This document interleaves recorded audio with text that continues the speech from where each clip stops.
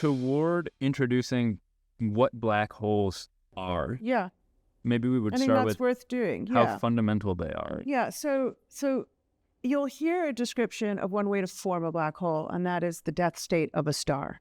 Very, very heavy stars that collapse under their own weight and cannot resist the complete gravitational collapse and become black holes. But that's not what a black hole is.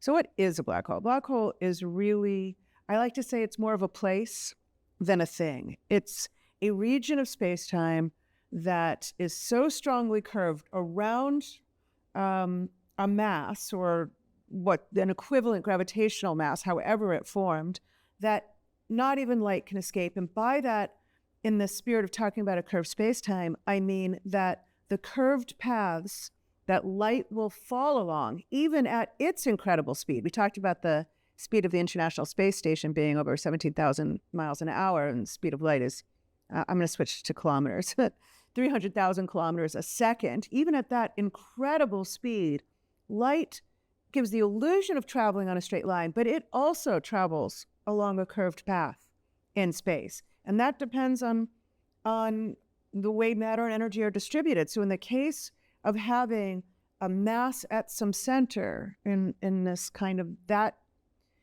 distribution,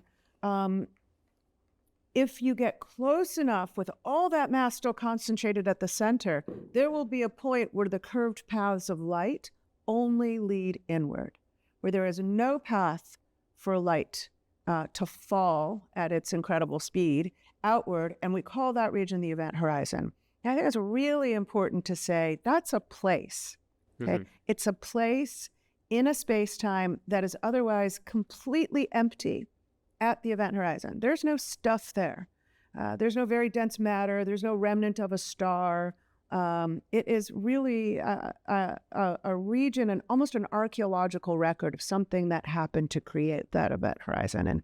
And so I like to think of black holes as places more than they are things, although sometimes, they do act like things.